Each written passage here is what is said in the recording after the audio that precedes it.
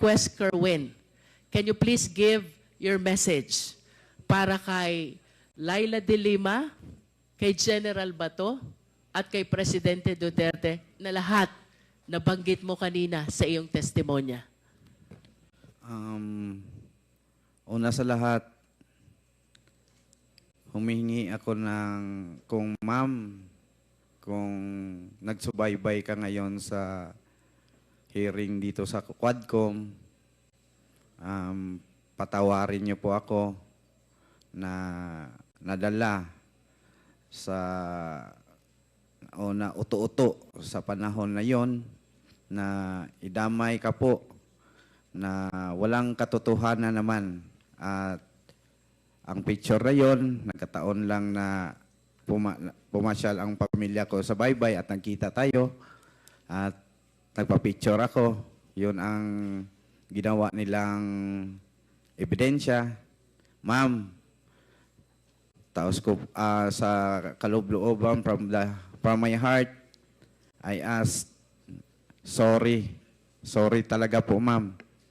At kung ano mang plano mo sa ginawa kong pagbuhat-buhat o sala o kalambigitan sa droga o unsay imong buhaton, andam ko mo dawat, ma'am. Pero ang ako alang ihangyo, mangayo ko nimo pasaylo sa akong gibuhat.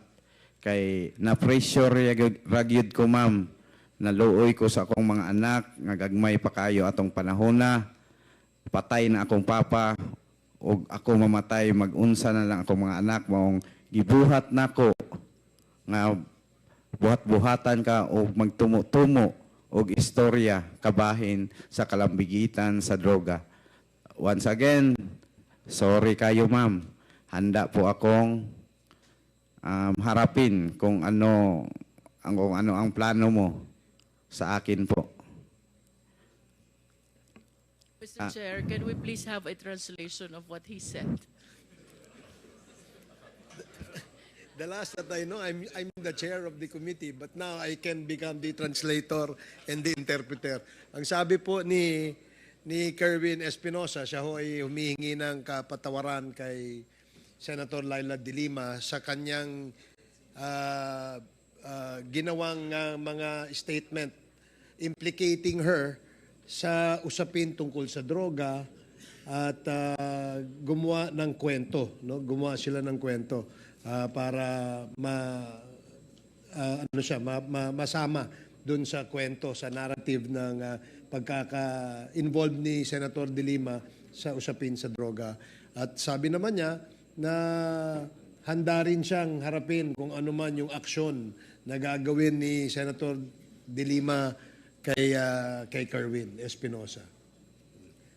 Does that satisfy the good congresswoman from Batangas? I am totally not familiar with Visayan language. How about your message to Senator Bato? Sir, Bato de la Rosa, sana po magbago na tayo na iwasan natin na gumagawa lang ng senaryo dahil sa politika na masira ang isang tao kasi hindi kalyado natin. Iwasan na po natin at wag na natin gawin na pilitin na gumawa ng kwento para lang ma-pin down ang isang tao. Yun lang po ang mabigay ko kay Senator De La Rosa na mensahe. At sa ating Pangulo noon, ang ano ko lang kasi pinagbigyan ako na makapagbigay ng mensahe, Mr. Duterte, sana po i-validate niyo po bawat report na marinig mo sa iyong paligid na ganito, ganyan, si Pulano. I-validate nyo ng maigi para walang taong masaktan. Lalo na ngayon na tumakbo ka ng mayor, huwag kang magpasulsul sa mga nakapaligid sa iyo. Yun lang po. Last, Mr. Chair, I understand that your family went through a lot because of this incident. If your father is watching you right now, anong mensahe mo kay Mayor Espinosa? Ang mensahe ko kay Daddy,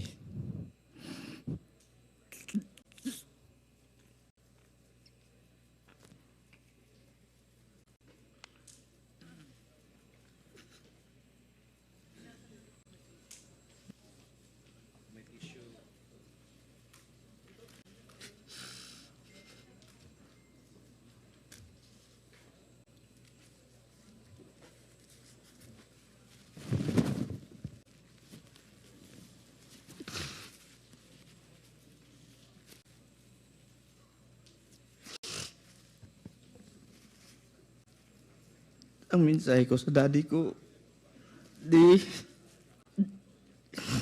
kung saan ka man naroon, huwag mo kaming abayaan, i-guide mo kami hanggat makuha ang hustisya ng iyong pagkamatay.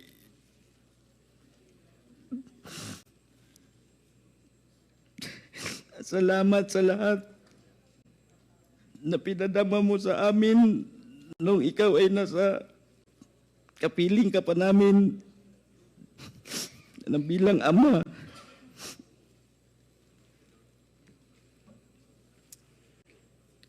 Basta di lahat gagawin namin ng mga anak mo na makamit ang hustisya ng iyong pagkamatay.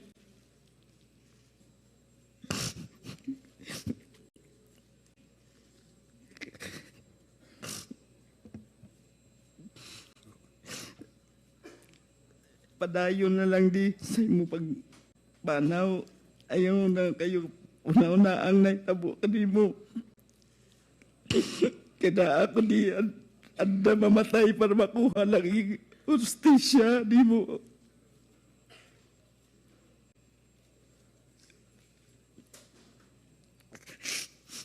Bisan tuod sa pagkamatay, wala na tanang kita. Antod karon, I love you. Okay, sige. Maraming salamat, Kerwin. Anything else, Congresswoman Luistro? I conclude, Mr. Chair. Thank you. Thank you. Maraming salamat.